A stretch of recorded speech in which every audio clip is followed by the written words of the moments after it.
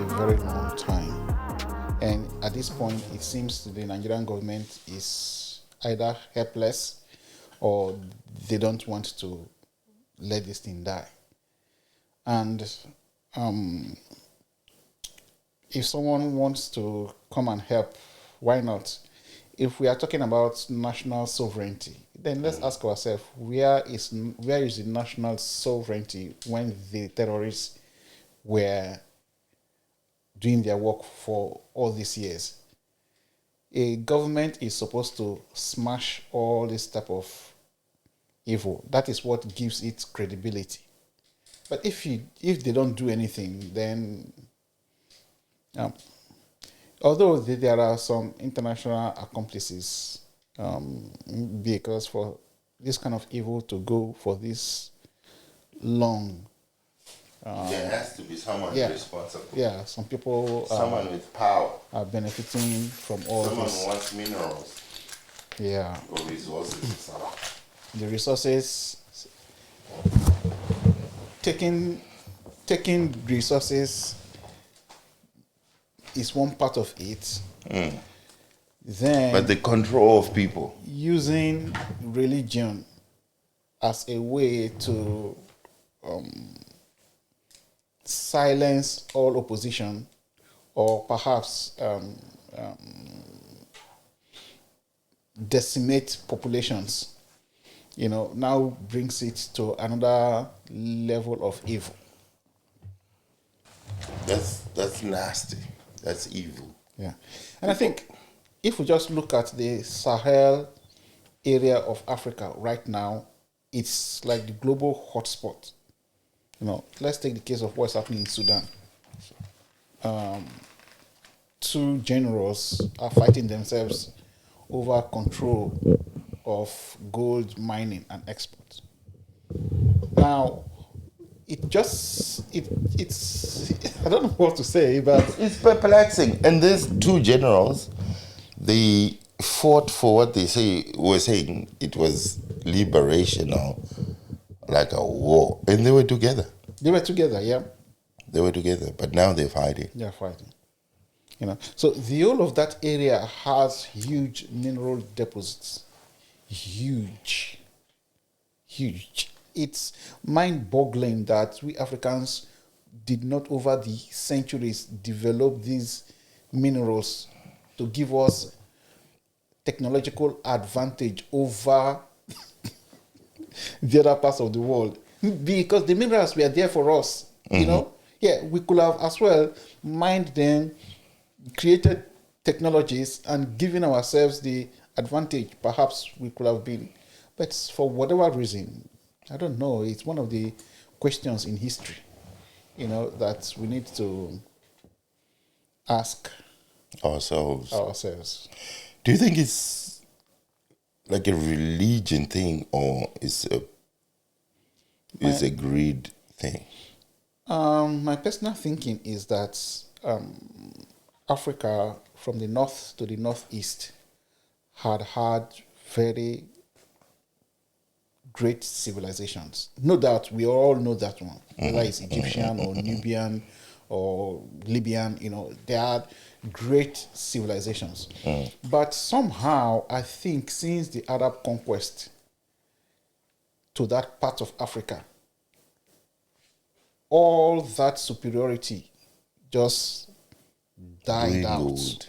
Doing good away. Faded away. And then the vouchers came in. Yeah.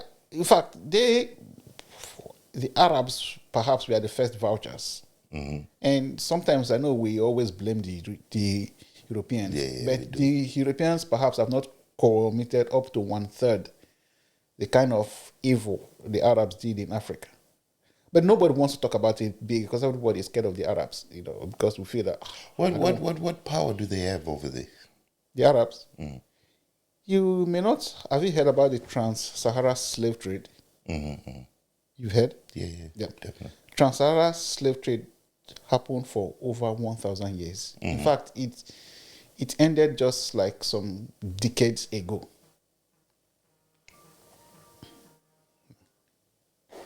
You can answer it if you want. Then we can edit it out. No. Just tell them you're in a podcast. I told him that's why he's bringing.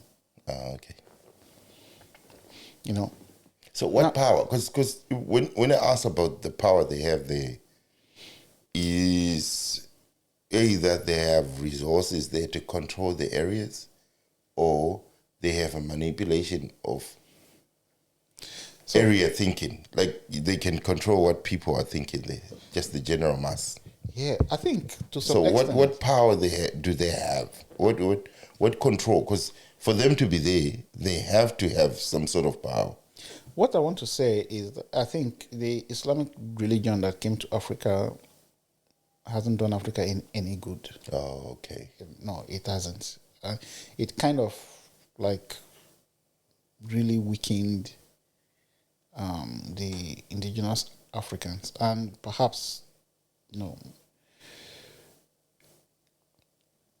maybe if you are in their society, what they may tell you is that they have Islamic scholars.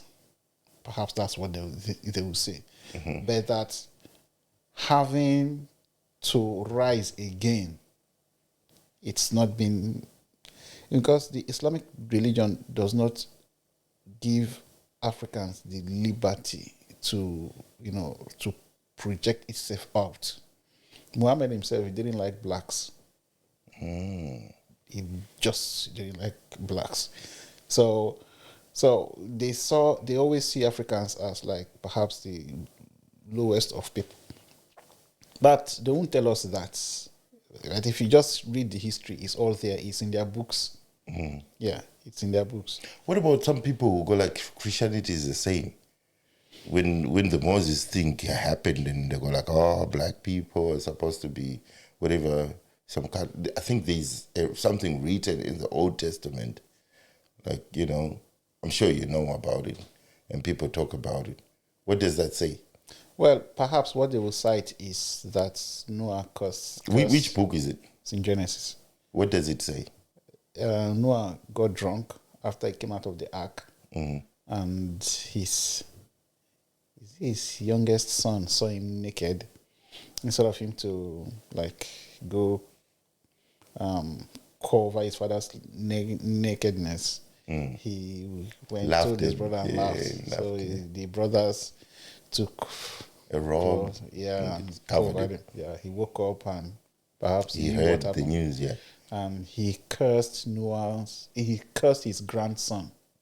Yeah, and the son he cursed was Canaan. But what happened to him? Did he become black? Well, they just say that no, it's not that it was not the curse that made him black. No.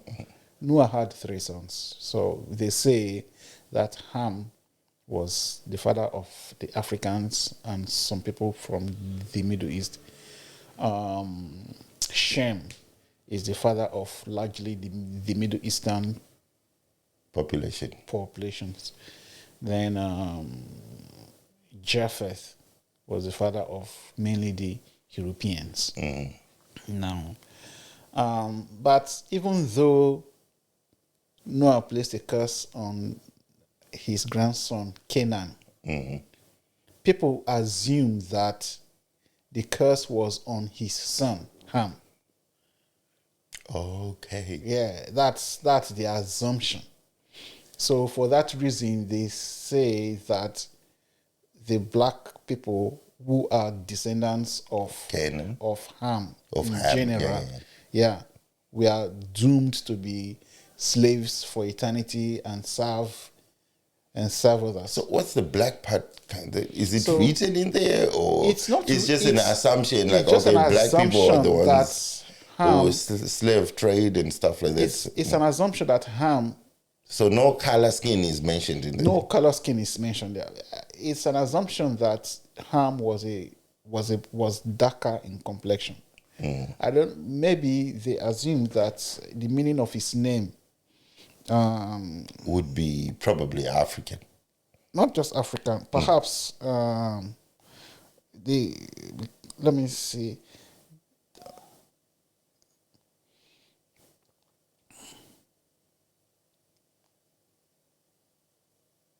Yeah, there is nothing here that suggests he is dark in complexion. What's the But verse? this is not verse. This is just The whole book. yeah. So, but when you read the Bible, you will see the descendants of Ham and where they settled. They predominantly settled in Africa. All right. Yeah, they came to, one of his sons was called Mizrahim, who is the father of the Egyptians. All right. Yeah. Then they have others, who like settled in that part Region. of Africa and downwards. Yeah. So the assumption is that possibly Ham was a dark complexioned person. But interestingly, if you read the Bible, you will realize that even though Noah placed a curse on his grandson, Ham's descendants were very powerful. It's there in the Bible. Okay. Yeah, they were not slaves in any way. In fact, they were the ones having slaves. Okay, so what's this slave thing? What's this slave thing? No, you're educating me. So what's this slave thing that comes around like, oh, you're already doomed to be slaves and, you're black people and, you're just, so people predict the Bible the way they want to predict it. Let me just read what happened. When Noah woke up from that something, he cursed his grandson, and because from my knowledge, according to the Bible, black people were cursed to be slaves, and their skin changed to darker skin, or some pastor was just lying to us. there is nowhere in the Bible that was the case. Let me just read. And Noah awoke from his wine and knew what his younger son had done unto him. And he said, Cursed be Canaan, a servant of servants shall he be unto his brethren. And he said, Blessed be the Lord God of Shem, and Canaan shall be his servant. God shall enlarge Japheth, and blah, blah, blah, blah, blah, blah, to the end. So the curse was not on Ham, was on Canaan. Perhaps the effect of that curse was that the children of Israel took over the land of the Canaanites. Yeah, that is the only thing I can say is the effect of the curse. Nothing else. Now, when you read the next chapter, it tells you about the table of nations, for instance. The descendants of Noah. When it comes to the sons of Ham, and the sons of Ham, Cush, Mizrahim, Put, and Canaan. Now, the Kush ones, I remember, Kushites, yeah. were the Sudanese. Yeah. Yeah. And downwards, the Sudanese, Ethiopians, and all the people that came. Yeah. Mizrahim is the Egyptian. All right. Yeah. Then Put, they are the Libyans. Yeah. I was going to say. Yeah.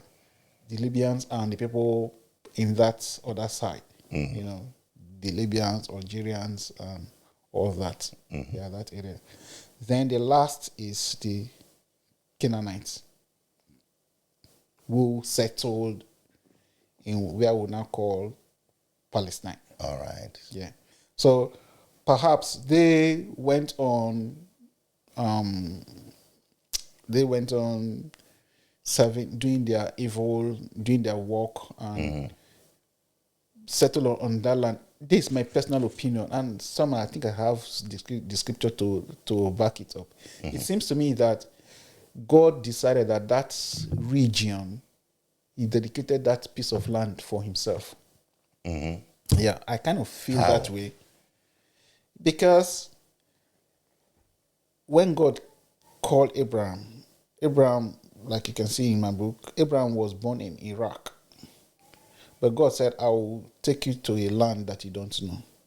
Now, of all the places on earth, if it was that land that God directed him to. And as soon as he appeared on that land, as soon as he arrived on that land, God appeared to him and told him, I'm going to bless you on this land, and I'll make your children great and all that, Then he went to Egypt, perhaps to find some help. God didn't appear to him. As soon as he came back to the land, God appeared to him again, And when the children of Israel went to Egypt, God brought them back and told them to sack the people who were there because they were doing a lot of evil on that land. Now, when the children of Israel themselves started doing evil on that same land, God said, no, this is my land. I'm going to need to move. Oh. So you think it's a personal land. God has personal interests and just on that place, yeah. Because a lot of events happens in the Bible. Right there. And when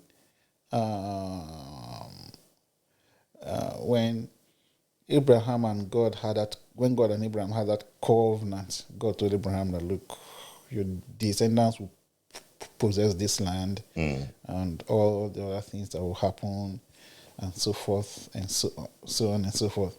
So I would say it's God's land.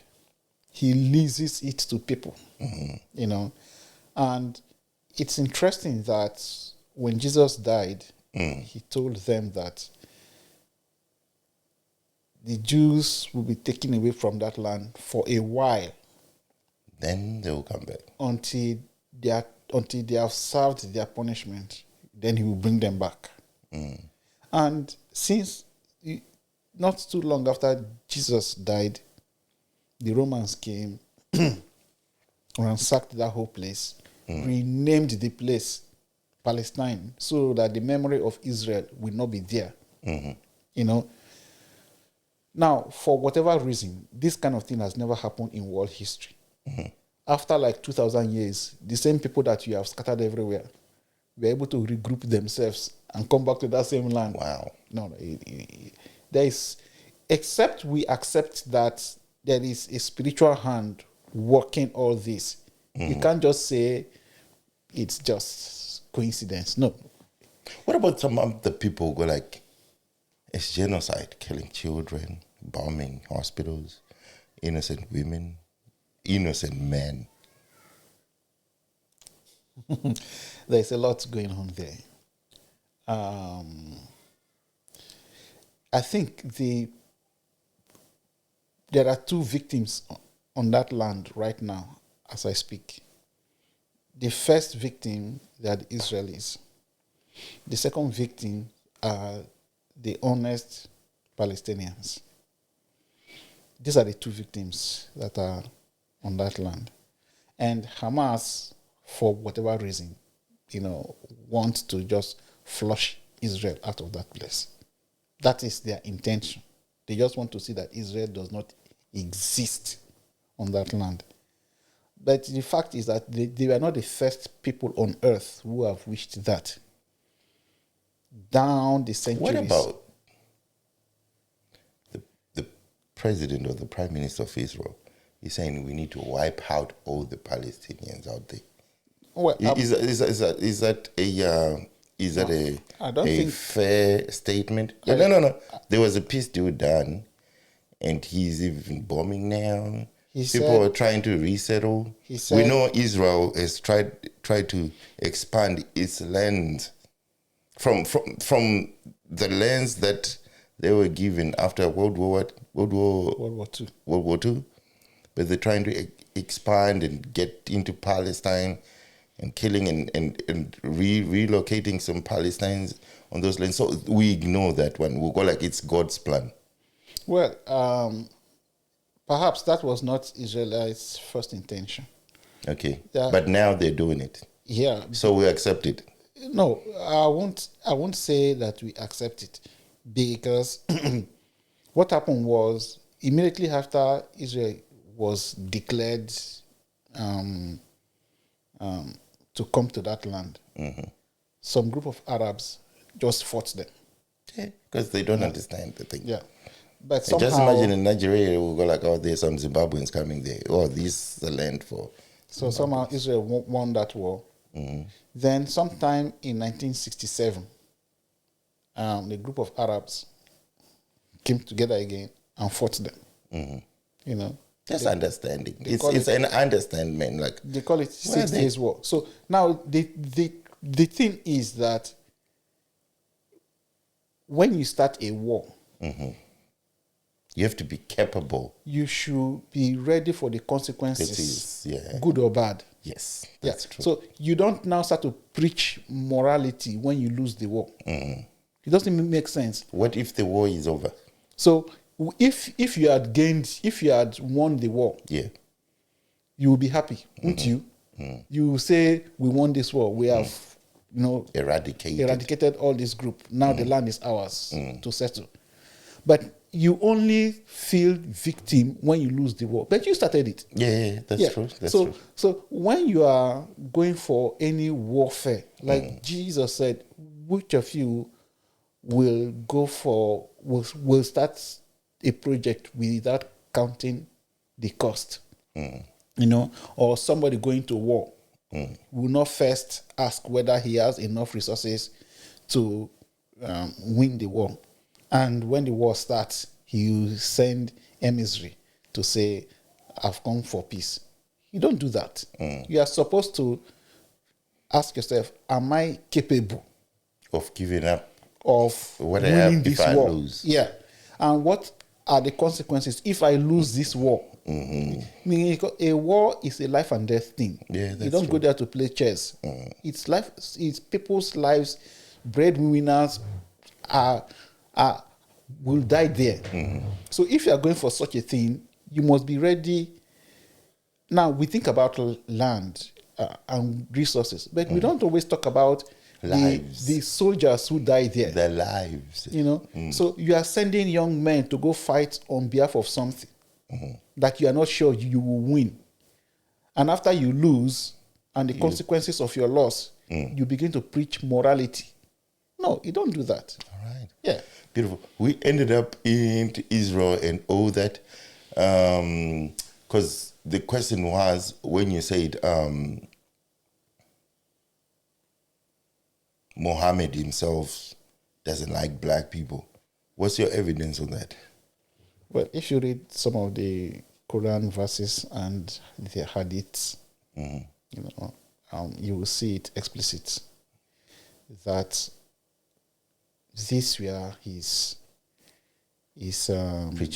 preachings, and that's why they recruited lots and lots of Africans as their slaves. Now, the transatlantic slave trade came up because there was a trans-Sahara slave trade.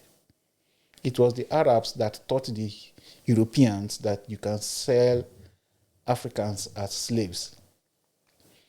The difference between the trans-Sahara slave trade and the transatlantic slave trade is that the transatlantic slave trade had Africans who survived all that evil. Like, at least they had children and had more children and had more children. So you can travel to Brazil and see African descendants. You can go to the US. But when you cross over to the other side, they castrated almost all the Africans. All the men. Yeah. All the women. Yeah. They raped the women and castrated the men so that the men will not be able to give birth.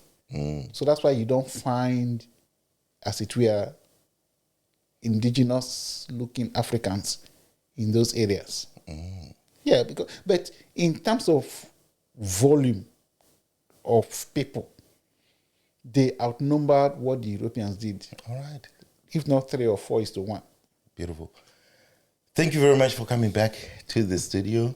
This podcast started with very informative information that we wanted to talk about because there's something happening in Nigeria. Just briefly tell us what's happening in Nigeria with the Muslim, what's going on with the fight. I heard the Trump administration is threatening to get involved in Nigeria. What's going on in Nigeria? Well, the simple thing is that Trump told the Nigerian government to eradicate violent Islamists or terrorists. That if they are incapable of doing that, he will do that himself. It's just a very simple instruction. You take care of your government. You know. What's going on? Is the Nigerian government a Muslim or a Christian government, or they're just not controlling what's happening, the kidnappings, the killing of Christians and stuff? Because some people might not know what's happening in Nigeria. That's why I said, just give us a brief all right. thing that's happening, because some people will not know. We're like, what's going on in Nigeria? What are they talking about? What are they talking about? We've got different Islamic terrorist groups. The main They're group, operating in Nigeria. The main group is Boko Haram. I think they started somewhere in around 2009. Their first leader was killed, but they have just been sustained for a very long time. What they do is they go around kidnapping people for ransom. They kill people. It doesn't matter which religion. They burn churches. Now, they carry out sporadic activities, but the main victims of their activities have become Christians. Okay. And there are statements by their leaders of their intentions to wipe out Christians in Nigeria. All right. Yeah. So in the law, you can be guilty of murder if you have been shown to have an intention in killing somebody. So if you kill somebody, it can be termed manslaughter. But if there is an intention, the court can prove that you had an intention to kill the person, then it's no longer manslaughter, then it's murder. Murder, yeah. So, but in this case... How does it come terrorism? Because I feel like it's terrorism act that's going on there. Yeah, terrorism, well, I'm not... You're not well-versed. A dictionary person, but what about causes terror, mass panic, mass killing, fear, and Is that what's happening in Nigeria? Oh yeah. Which region mostly affected? Mostly affected. It started in the north because we have a large population of Muslims in the north, and a small percentage of Christians. But somewhere along the middle of Nigeria, we've got a sizable population of Christians in that place. But these terrorist groups have started to move downwards. Yeah. And they just invade communities, burn their houses, send their cattle to their farms and destroy their crops. Get girls, kidnap girls. Kidnap girls. I still remember there was a high school that was raided. That one was big. Yeah. Said Boko Haram raided a girl. Yeah. That was nasty. Yeah. They even have babies with them. Yeah. Now you're a parent. How can you imagine that you send your child to school and the child did not come back? It's unimaginable. When we think about all these things, we just assume, okay, it's a conflict between people. Yeah. But no, it's horrifying. It's terror. Absolutely. You can't sleep. So these are the things happening in the country. Unfortunately, the Nigerian government... Why are they not acting? Do they not have enough resources, or there's certain interests and certain agreements that they're having with those type of groups? Nigerian history. Certain interests. Nigerian history is complex. A Ghanaian rightfully did some analysis.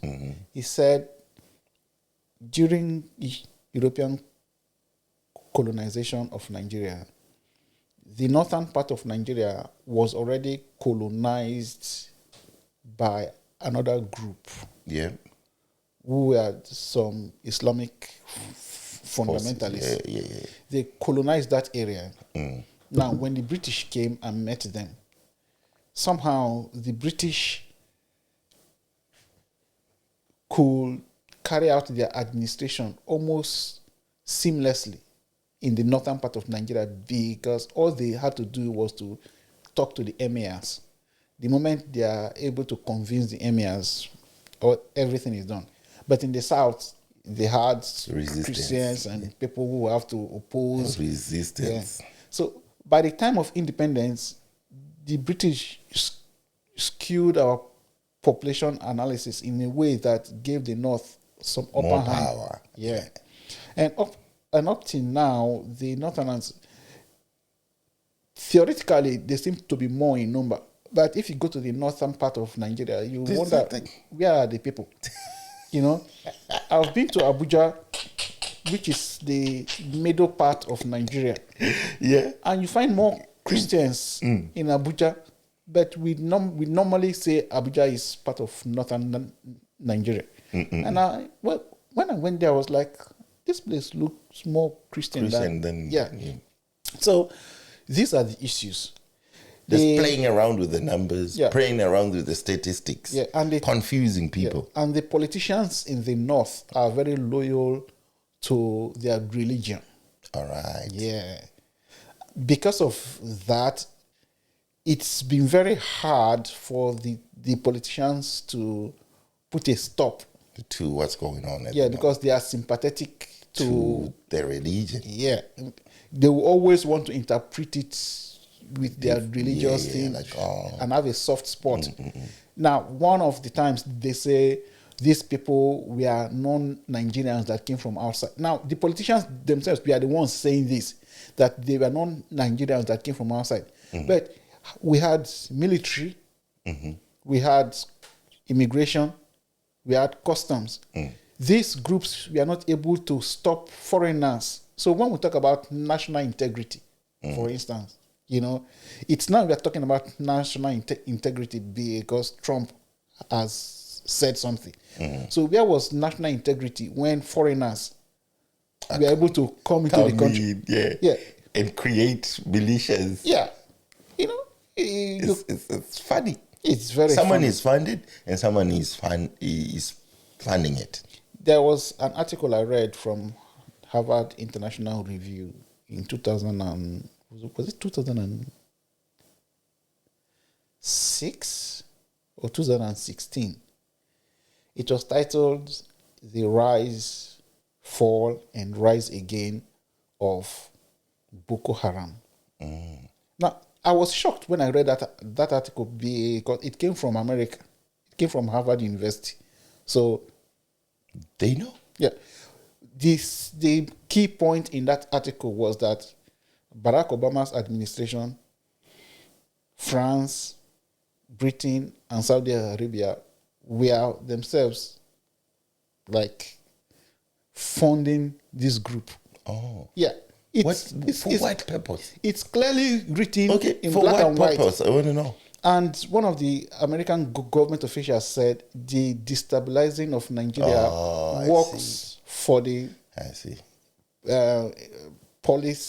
foreign policy of America. So somehow they kind of take pride in destabilizing, funding. Yeah. And when it happens, I didn't know it was happening. You know? So even in the article said, I need to read that article. I'll send it. Send it to me, yeah. The article said, while Michelle Obama was doing hashtag bring back our girls. Yeah, that's the boarding school I was talking about. Yeah. She started that hashtag bring back our girls. But the government itself was secretly funding. Yeah.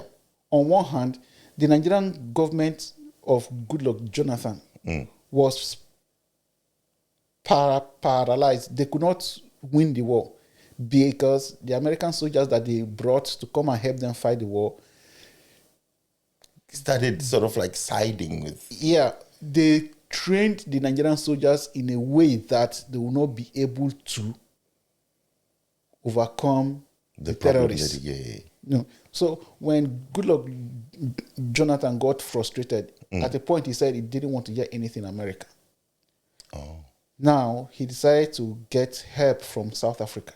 Oh, yeah. South Yeah. Africa was That the short really- time that South African group came, they started having an upper hand over these Barack guys. Obama, yeah. Unfortunately, Obama made sure that Goodluck Jonathan lost that election, and he lost that election. Buhari came, and with Buhari, they had free hand to continue all these things that they have been doing. So that's why he's So Trump, perhaps, let's theoretically assume that he wants to end the evil that the other group of Americans. or it's just a started. popularity tick that he needs on Facebook and Maybe on not. Instagram and on TV. Maybe not, because Is he seriously wanting to end this you remember ISIS. terror thing? You remember ISIS. It was in Trump's first tenure that ISIS was able to come to an end. What about Obama? He went in there. So it was in Obama's He executed administration. the duty. The who? The duty. He took out what's his name? The one they were Osama. accusing Osama bin Laden and all. Yeah, so that's like one side of the equation. That's one side of the equation. The other side of it is that whatever happened, the Obama administration gave opportunity for all that uprising Okay. in the Middle East that caused all that mayhem, the rise of ISIS, and caused a lot of destruction, to the extent that that was what finally led to the death of Gaddafi. Yeah, which was sad for me. Yeah, Because some people will not agree with me, but Yeah, so when I felt Obama- like Gaddafi, when died, Trump he was came, just- when wow. Trump came and said, no, we are going to end all these things, and he ended it. At least he ended all that ISIS crisis. He ended it. Let's kind of hope that he can he has good end intentions for that. the Boko Haram thing, because on one hand, it's an embarrassment to us Nigerians. On the other hand, like It feels like the military is incapable there is a lot. happening. There It's is not as just- simple as that. No. Thank you very much for coming. Doctor, he always correct me. Jengoa. Did I say it right? I always say Jengoa. Jengoa Agina-Obu. The doctor himself, he has been here before on the Pondro Show. Today we're talking about a lot of topics. This terror one, which is going on with the Christians and stuff, we started it as a pure discussion. People will see us setting up mics and stuff like that. But it was important. Knowledge is important. It went biblical. It went to the current Israel issues. It went to the Nigerian issue that's going on at the moment. I forgot to say, happy 50th birthday. It's a late one, yeah? Thank you. I didn't know, brother, that you were turning 50 this year. When was it, by the way? It was some days ago. Was it last week? Yeah. What's the date? On Thursday last week, 30th October. Yeah, we'll save it on our screens here. Yeah, the one remarkable thing about this year's birthday is that it happened on Thursday. Okay. And I had known long ago that I was born on a Thursday. So we were born the same day of the week. Oh, you are born on Thursday too? 1st of September 1983 was a Thursday. Oh. Yes, sir. We're Thursday kids. What did you do? Except for working and all that.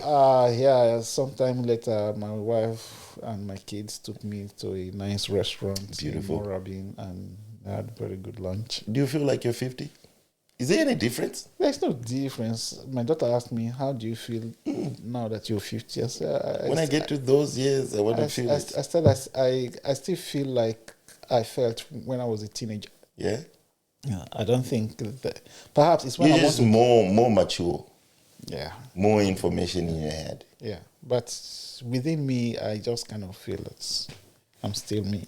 In the 50 years, you've managed to do engineering, you've managed to do a lot of things in health, you've managed to do a lot of mentoring around. Is that still going on? Yeah, that still goes on. The online space. Apart from the parenting stuff. The online space gives you opportunity to keep mentoring. Yeah, that I still do, and I'm thankful that I have a group of people that come to me from time to time to seek counsel, Including me.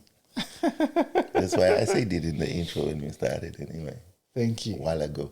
Thank you. Yeah. We were being too serious. We started the podcast, boom. Never had opportunity to say how was the day yesterday. It just was full on because we were angry at each other.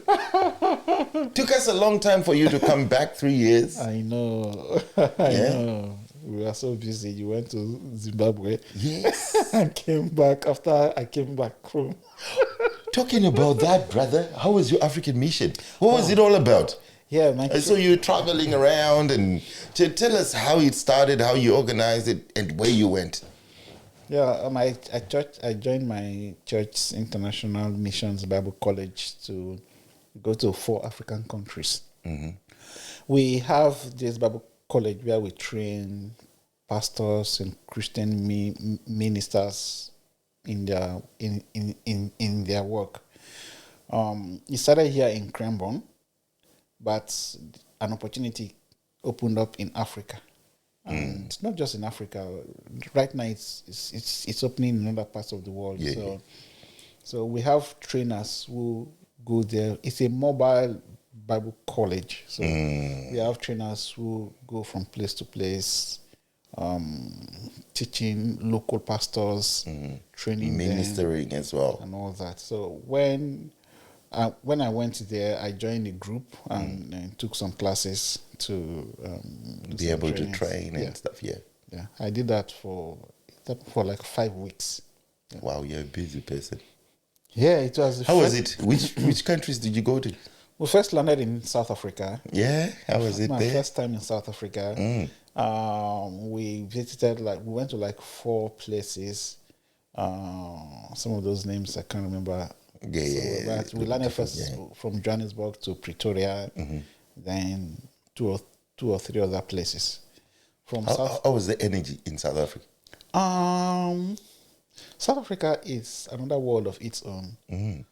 Fortunately or unfortunately, most of the people that we are our audience, we are Congolese. Okay. Yeah, Congolese like refugees. Immigrants and stuff. Congolese refugees. Many of them have not even got immigrant status at this they'll point. be just 1 or 2 of them. And I really felt bad for them because it's an African country. I was so sad. I said, these people are supposed to live like kings because of the vast abundance of mineral resources in their land, in their country. They're supposed to live run away. But now they have to run away for their lives. And when they tell you pathetic stories, that broke my heart. I was just like, no, this thing is not fair.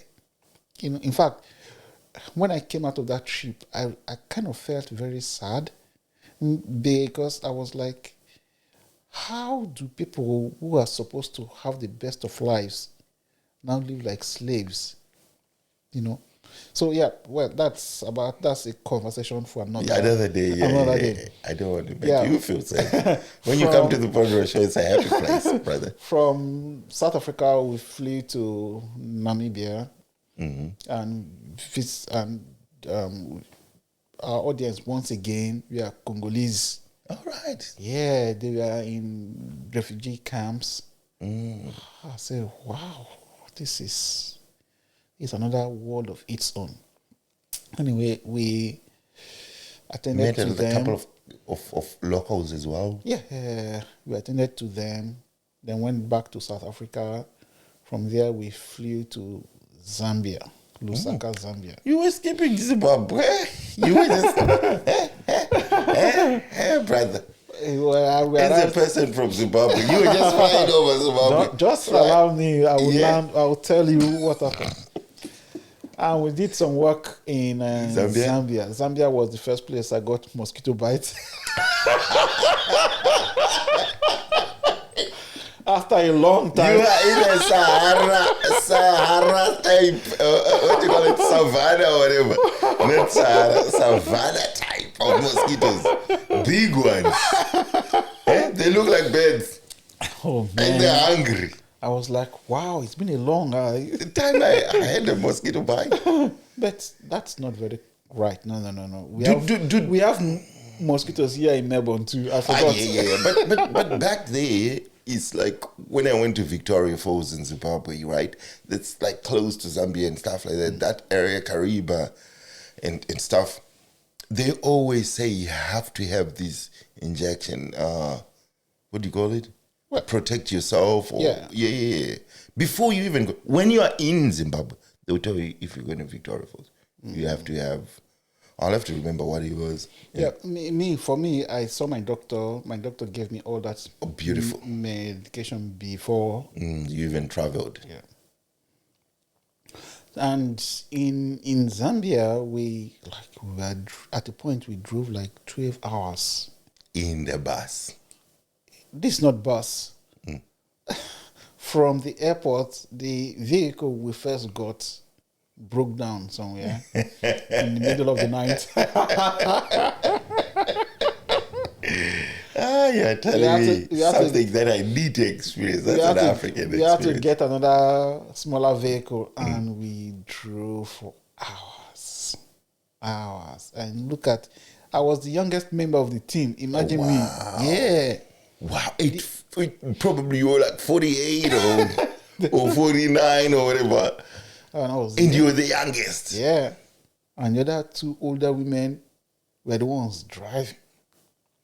Because somehow they kind of wanted us to come with international driver's license, which I didn't have. It's easy to get. Yeah, I didn't prepare for all that. But somehow the trip came very suddenly. So I couldn't work that one out.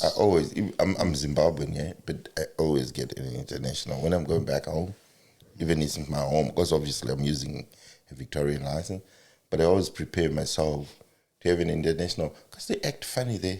Yeah, I didn't realize all this while I was just thinking that if I come with my Victorian license. It works though, I don't want to lie, but you might meet some people or like start acting funny. Yeah, that was why they just didn't want me to drive. Yeah, they have had that experience, like they are more experienced in that. So they have prepared themselves ahead of time. Whenever I will go for my next trip, of course, I will go with an international driver's license. I think it lasts for 3 years. I think mine is still valid. Yeah. So, yeah, we had a good time in Zambia. How many areas did you go to? Oh, heaps. It's like, congregate. You'll be tired. How can you get on stage and start preaching when you're that tired? It's just God giving you the energy. The moment you climb on the stage, you have new energy. Yeah, okay. Oh, yeah. The singing. Did you like the songs? Even if you didn't understand them. One of the songs. They get spiritual, yeah? One of the songs I put on Facebook. And I saw that one. And it got over 180,000 views. Yeah. Very beautiful, silent. It seems to be an old Swahili song, Kantashe. By the way these singers sang it, it was very emotional. Well, as I put it online, before I knew, over 180,000 views. Finally, we had to leave Zambia for Zimbabwe in a bus. Yes. Was it summer, by the way? I don't remember when. Did you go there summertime? Yeah, because mosquitoes will be there summer. It was getting into winter or August, when you're finishing? August, September. Yeah, that'll be summer. In Zimbabwe, it'll be like a summerish weather. Bus from Zambia across the border. Yeah. What about the passport? They would check on everyone. They checked everything. We had to pay for a visa at the border and drove. By the time we got to Zimbabwe, it was midnight. That was like a 14-hour drive. We were totally exhausted. But the best part is I would say we had our best reception in Zimbabwe. Wow. Oh yeah. Wow. The guys there took care I of wouldn't us. expect that. Yeah. They took care of us so much. Yeah. We are put in a family accommodation. Yeah. Yeah, those guys, they mesmerize us with love. That's good. Yeah, I'm yeah. proud as a Zimbabwean as well, you know. Oh, yeah. I love my experience in Zimbabwe. Look, it was good because when you were traveling as well, I could see you. Then I could say, if you see any other Zimbabwean, I might be related to them in a joking way. Yeah. Now, one funny part of my trip was my team members were more interested in the wildlife. Oh, I Say, see. when we are traveling, they see animals, they say, snap the photo. I was like, I'm used to this. I'm not. What's animal? Animal should stay in their bush. You know? I was more interested in the people, the locals. Yes, the locals to talk to them. Yeah, to hear their stories. Yeah, understand them, see how spiritual they are. Whether you know, spiritual, how close to God they regular, are. Yeah, it's regular how life and stuff. their day-to-day lives. Because sometimes the way you're living affects your belief as well. Yeah. So I really, that was to me most important. I didn't care about the animals. Should just continue to be in their bush. When I was in Nigeria, Yeah, true African. we used to go to the bush to set traps to. No. That's why I said you're a true African. Yeah. Everything else doesn't matter. Just the message. So you also traveled to Nigeria, right? No, I didn't. They didn't travel to Nigeria. No. Just those southern part of South Africa, Zambia, Namibia, Zimbabwe. Yeah. Namibia, you told me it was beautiful. Namibia, especially their capital city. Clean. Is it Windhoek, they call it also. You won't believe that you're in Africa. I was like, what? Nobody told me about this city. You told me. You said, Ron, you need to travel to this place. I said, come on, this place is finer than some places in Melbourne. Well organized. I said, what? I should go to Namibia. No, you just have to. You just have to. Over just the people themselves. The people, they are very nice. They're very nice. On one hand, I was talking with one of the locals, and she told me about her experience, having lived there all her life, and she could see the transition, from when they were ruled by South Africa. Yeah. Yeah. So they were sort of like under South African, sort of like government and the apartheid type, yeah. Yeah. They were initially a colony of Germany. When Germany lost the war, they shared their colonies to the other powers. Yes. And they gave Namibia to South Africa. Yeah, so the South African government ruled Namibia for a while. Yeah. Perhaps that was why they were able to set up all that system. Yeah. Put the city is beautiful. But you just maintain it and stay that course. It's incredible. Yeah. It's for them to have maintained if you look at how corrupt the African governments may be, the roads might not be made and stuff like that, and stuff like that. Things like that happens. But if they still keep a clean city that's functional with with the buildings and stuff like that, and the roads still working, the hospitals are still working, the police is still functional. That's great to hear. That's what you told me. Yeah. That's why I was impressed. Anytime you're going back soon for another trip like that, Asia this time? No, we still have a lot of work to do in Africa. Africa, you're doing another African one. Yeah, so when I'm ready, I'm not ready now. All right. My team members went earlier this year and came back. They will still go next year. All right. Oh, so it's a yearly thing. Yeah, it takes, how our system here is for you to be out of work for for weeks. You I have to do. you have to plan prepare. ahead, Yeah, I know. especially when you have kids. Responsibilities, house, mortgage, and stuff like that. But are you looking forward to do another trip like that sometime? Yeah, I would love to, but I won't. Last one I did was about 5 to 6 weeks.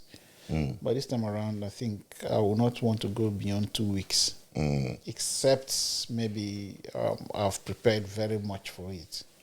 Oh, okay. Just as long as the wife doesn't fight with you. Congratulations, Tam. Thank you. You've, like I said, you're an author.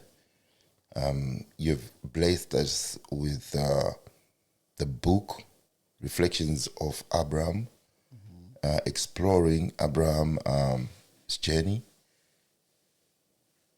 of faith.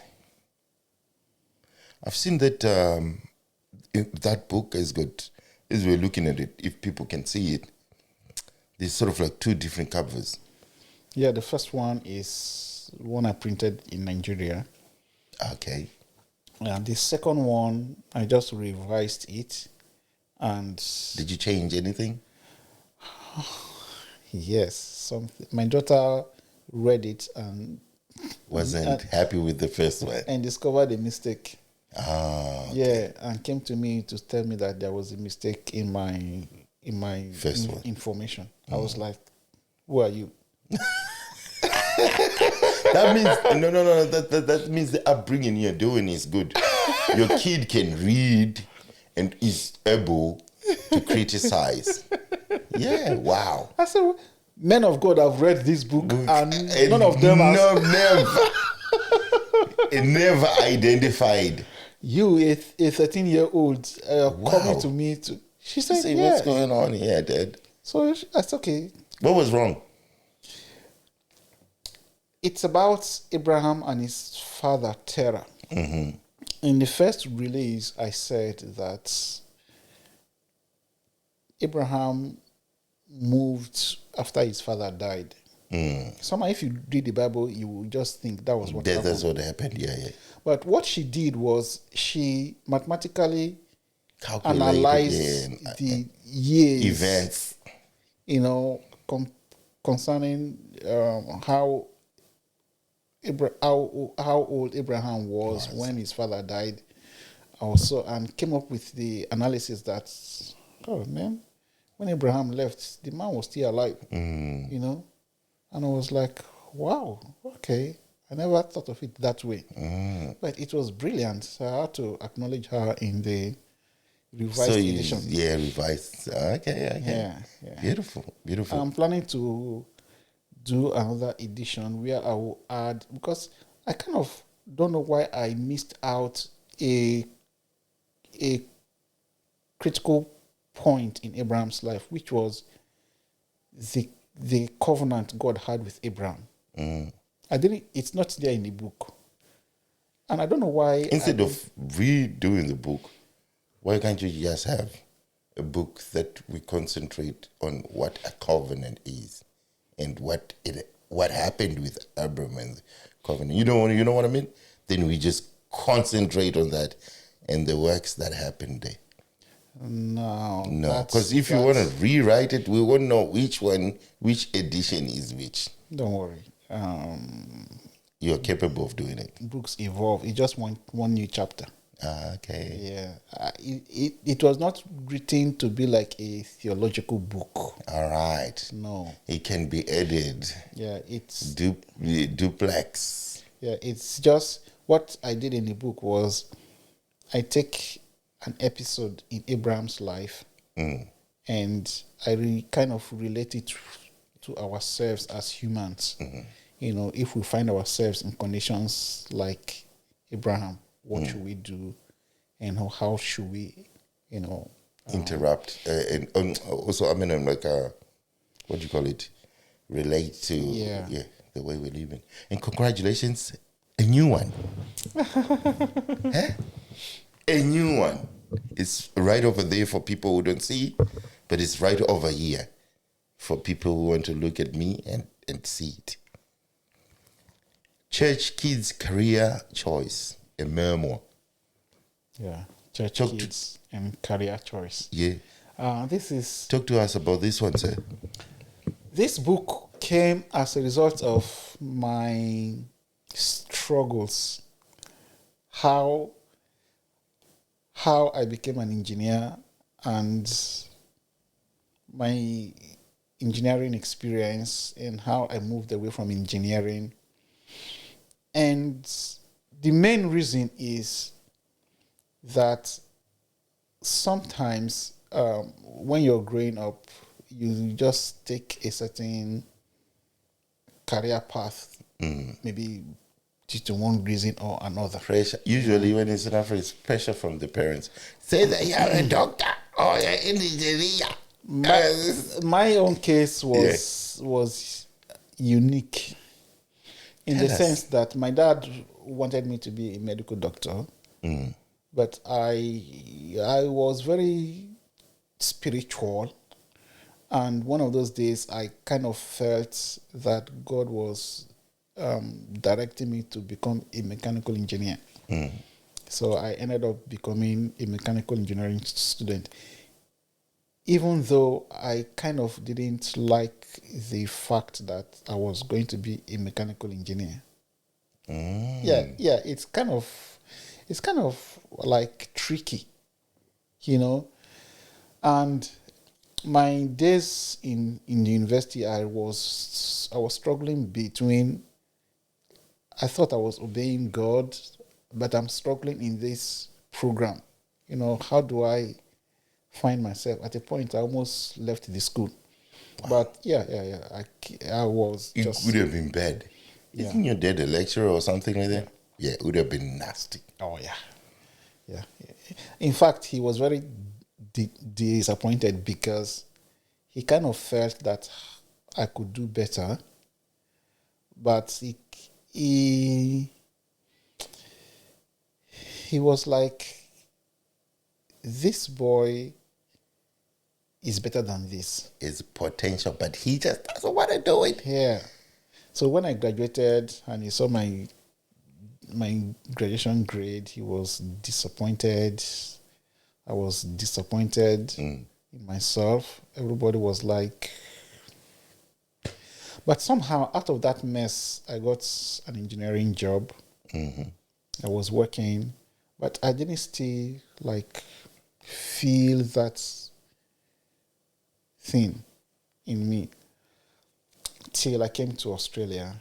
I kind of struggled with it. So the essence of the book was to see that another person doesn't make this kind of mistake.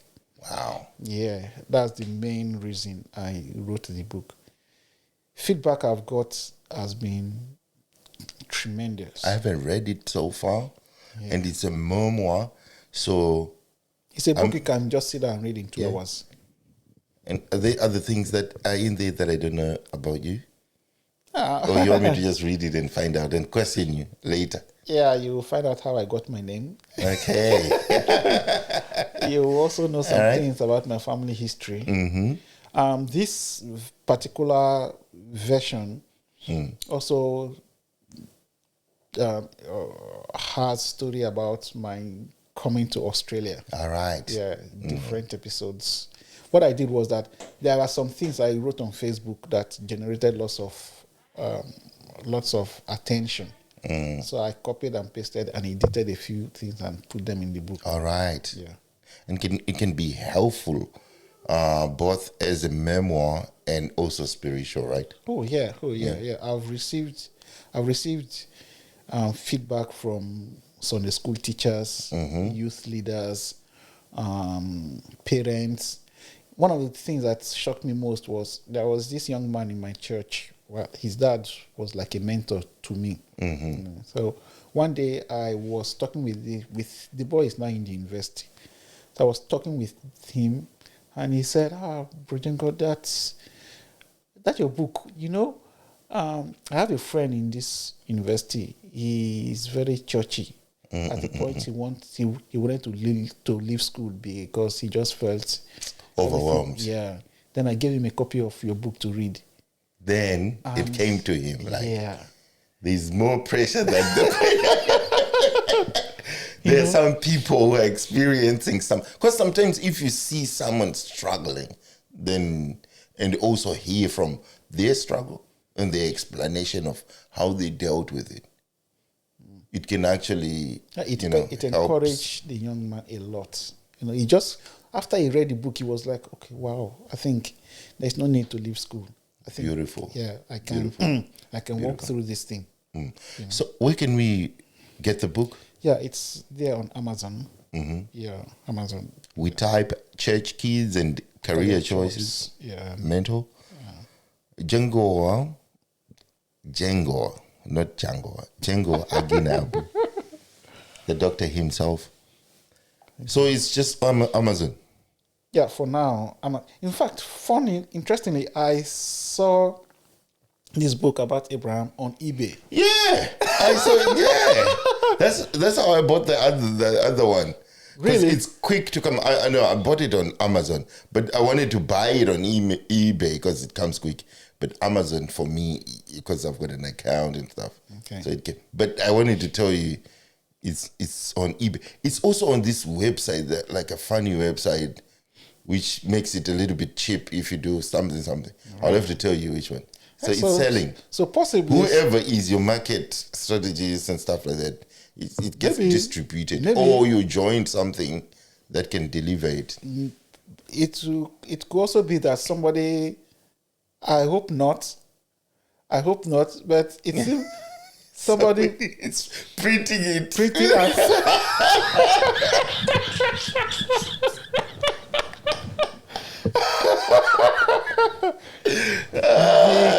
we have to check. You have to check. Really, I am not selling this. I have not put this book on eBay.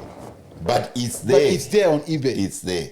People are selling it on bought eBay. it, then they felt like someone should have it. Because sometimes when you read a book, you don't keep them like me. No. You just, you sell them again, then buy another one. Probably that's what happened. Probably. So you're not putting it on audiobook? Your books should be on audiobooks, brother. Yeah. Because nowadays, with this technology, people don't have time to kind of read. But I know I have to encourage people to read. It's good for your brain, good for your mind. But sometimes you're driving, you just want to play the book. And are you thinking of doing that? Yeah, I am. The publisher gave me a contact, and we are still having a conversation. All right, good. Cool. And also, what did I want to ask about the book? So, how about people contacting you? How can they contact you? Because sometimes they just want to know, okay, so how you doing, brother? Where can we buy the book? Or you can sell them because you've got hard copies, right? You brought me a hard copy. Yeah. So I'm here in Melbourne. So if you can come to Melbourne, I'll be happy to meet you in person. I have account on Facebook just with my name. I've got a Facebook profile. I've got Facebook page. So whichever means you want to use. What's written there? Yeah, you can always get to me there. What's written? What's the name? It's just my name, Okay. Jengoa Agina-Obu. Okay, beautiful. Beautiful. And also, we have a song that we have been hearing for a long time now. For a while. There's got heaps of videos. You are the songwriter. You're producing it, right? Yeah. Well, I'm not the producer, but I Executive producer cannot. You Whichever. are the executive because you're facilitating for it to happen. Yeah. Thank you for the rain. Thank you. Talk to us about the song. How did you come up with the song? How the artists, the works that you do around it so that it becomes a song? All right. I started writing this song when I was in university. My friend invited us for a school's outreach, a school outreach. And while I was playing the keyboard, I started noticing some melody. Then I noted it down. Later on, I decided to put some words to it. Finally, it took me a very long time. Maybe because I haven't seen myself as a professional music artist. Writer. I've been doing a lot of things. So the music is just one of those things. But it's one of those things. Say if you're in an African church, everyone needs to be in choir and stuff like that. Is it? What was the motivation? Motivation. I don't know. I just love the song. It just came to you. Yeah, and one day I taught my church choir. We did the song in church, and the church loved it. Yeah, and I kind of felt that okay, maybe I can add this one as one of my contributions to Christian music. Who sang the song? There's a girl there, beautiful voice. Yeah, Tell us about her. right How now did you meet? we have like two main versions. And we have the one you may see the name Ifyok, and you have the one you may see the name what's her name again? We'll put it down. Don't worry about it. Yes. Yeah. So You're forgiven. Who'll forgive you for that? Yeah, who'll forgive you for that? okay, so Ifyok is a soprano singer, and somehow my friends in Nigeria got her involved, and she did that. She has her own project. Yeah. A beautiful, beautiful voice. Yeah. So is it just your friends? You wrote the song. They said this girl is suited for your song. Yeah. I wrote Have you this- met her? No. You talked to her? No. Okay. The funny thing is that my guys in Nigeria who are working in the studio brought her in. Well, I've chatted her online, just to tell her that, just to Thank her. you. Yeah. And she's an upcoming artist. Yeah, so I feel that if I don't have a, how will I say? Okay, let me leave it that. All right. I just feel that if I add her name, it will also help her. Build her brand. Her brand, yeah. Beautiful. What's the song about? The song is in two parts. The first part is about Christian reconsecration. If as a Christian you are beginning to go off track, then you come to God and ask Him for forgiveness and ask Him to renew your life and all that. So that's the first part.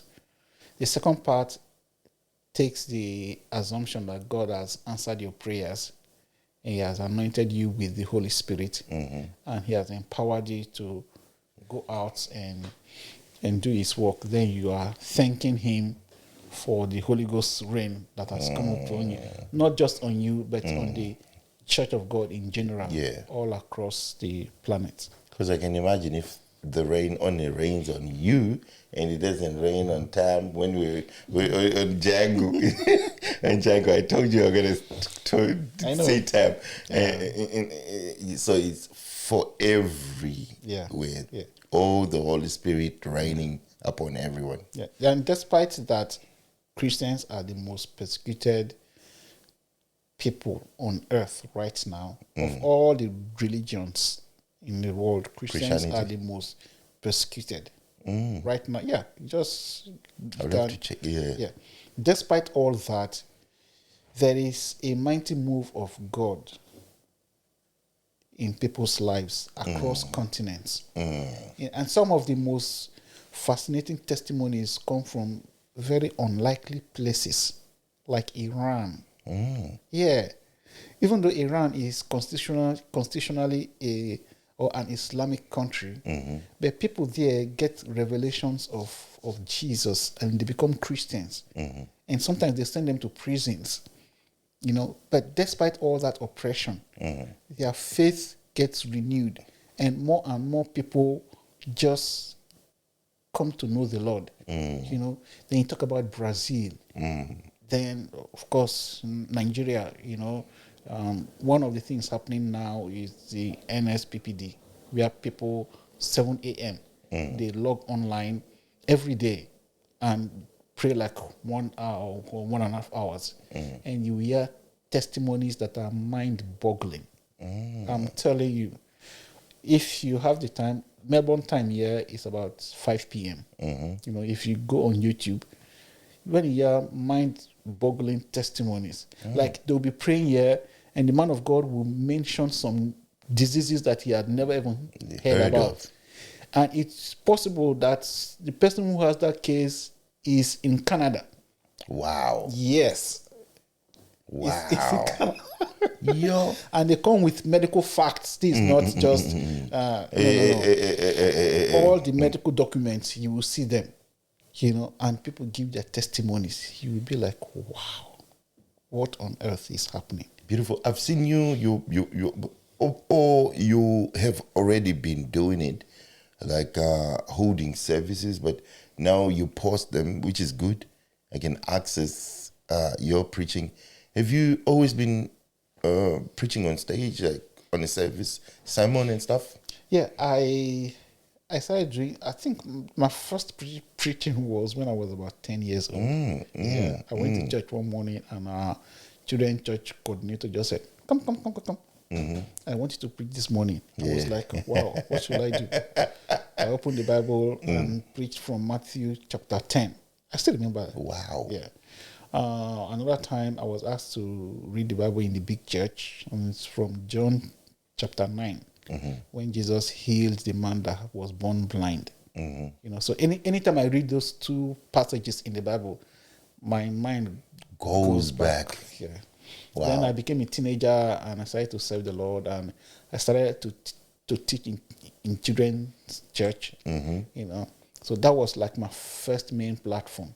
Then I joined this student youth group, and we were going from school to school preaching to people. So You're a natural mentor, a natural teacher from the word go, according to what you're saying. Continue. Sorry, I had to say it. Yeah, so I've been doing that. Then later on, as I grew older, my next church I moved into because of, so the pastor gave me the opportunity on Sundays from time to time to encourage the church. Now I'm here in Melbourne, and I've had the same opportunity too. My pastor from time to time will say, okay, we'll give you the go on. Beautiful. You don't want to mention the church? People can come. My church here are they invited? Just yeah. If you're in Melbourne, come to Reveal Church. It's in Endeavour Hills in Melbourne here, southeastern Melbourne. The church used to be called Southeastern Christian Center. All right, now it's called? Now it's called Reveal Church. Beautiful. Interestingly, when I first came to Melbourne, I was in a church that was called Southwest. How did you find yourself in that church? Actually, that's a good question, because you know, when you're coming from Africa, you kind of need to sort of like just look for the best place to settle. Yeah, when I got a job in Dandenong, that was what brought me to Southeast. And I was like going from church to church, trying to find out, you know, where you're settled, where your family can settle as well. Yeah. Then I was told about a Christian music ministry called Urban Praise. I attended one or two of their events, and I checked online, and I was told that they have Reveal Church as their event center. So I kind of felt that, okay, if I go to this church, I will meet somebody that will have their contact. When I stepped into Reveal Church that morning, it was like, you're welcome home. Unfortunately for me, there was nobody there that gave me the contact of Urban Praise. But I just felt that this was the place. Yeah. The family adapted it so well as well. Yeah, my family then, they were still in Nigeria. Oh, okay, when they came. Yeah, you introduced them. And they've been there. They love it there. Yeah. Beautiful. You should invite me so that I can come on Sunday. You are invited the weekend, I'm invited now. The weekend shifts, you know them. But I have to cancel here and life is difficult, but also we need to sort of like get ourselves acquainted with God. And also, I might just, because my wife goes to the other one in Dandenong, Okay. I don't remember what it is. They always go every Sunday, you know. Yeah, I know She the takes the church. kids. It's respectable. It's respectable, and I love it. But their father, too busy looking for weekend rates. But I need to also bring the family over there. It'll be good experience. Yeah, yeah, yeah. You don't just announce me on the mic. Oh, I've got my friend Ron there. I'm too shy. I'm not shy on the camera, but I'm shy when there's a group of people. I won't do that. Yeah. What's Just quietly come, see you. Yeah, you I know. used to work on Sunday mornings. See your pastor, talk to them, yeah. I used to work on Sunday mornings, but after a while, I just told myself that okay, it's enough.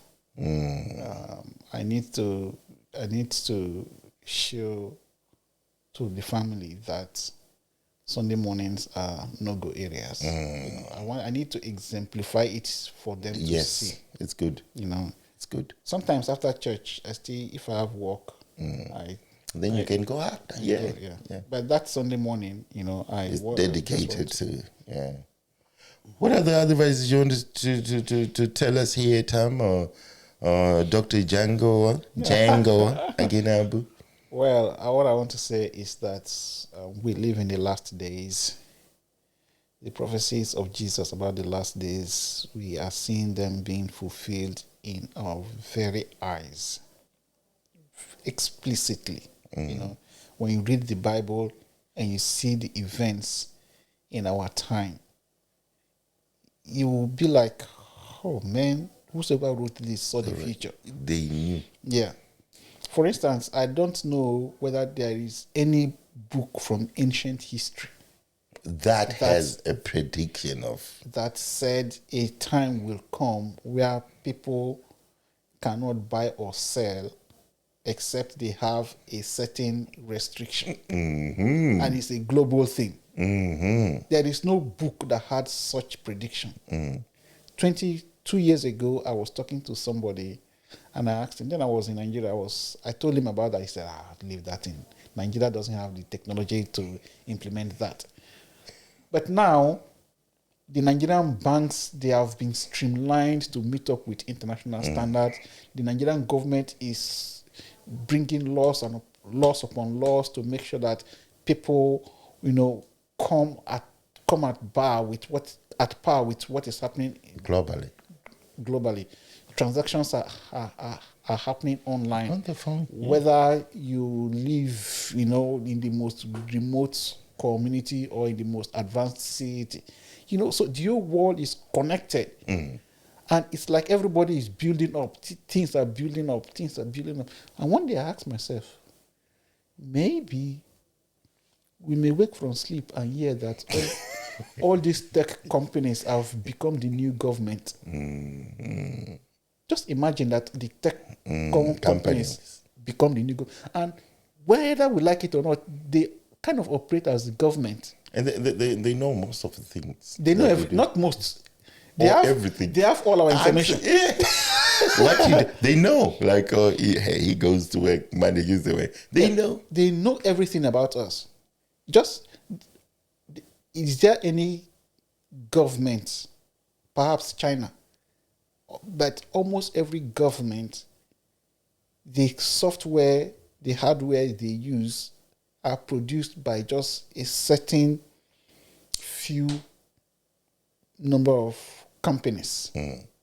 Microsoft, Google, and the rest of them. So even whether it's America or the UK, Australia, all our systems It's the same. are managed, as it were, by the same group of people.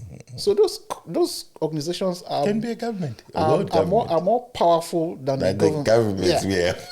Yeah. So imagine how many banks do we have in Australia? They call about like 4 big banks. You know, all the other financial institutions just work under these 4 big banks. You know, so and the moment one of these banks says something, the other banks, all of them, yeah. So there is really no competition per se. So technically, things are just merging and merging and merging and merging and merging. You know, then one day we may just wake from sleep and realize that. That's what it is. So you said your last word is it? It's the last times. Yeah, we are in the last days. So Last if days. you are a Christian, take your Christianity seriously. That is what I will say. Beautiful. Take your Christianity serious. And if you are not, give your life to Jesus. Because what is coming Is more harder. Dr. Jengoa Agina-Obu, your book we will read. Your book, you say it is on Amazon. Church, Kids, and Career Choices, a memoir. Yeah. Fresh one. Everyone can see the other ones over there, including the new one. Before you leave, at some point, I'll get you to do another dedication. This one, because the other one you did it to Regina, I think. This one, I need you to do this one. And we can do it at the end of the show. Yeah, at the end of a show. Yeah. To my daughter. I need her to have one. Okay. Thank you very much for coming. Thank you for having I me. hope you come back. You know me, with time, because you're here. You're my brother. I can't let you go. We have to talk about a lot of things. But I really appreciate you coming, and I hope to see you sometime soon. Thank you. Give us more songs. Give us an album. You know, this song is out. It has been out circulating for a while. Yeah. Yeah, you know. Yeah. Take time, brother. I met some people, and I work sometimes in a school, and some of those students come to me and said, "Excuse me, are you on Spotify? Are you?"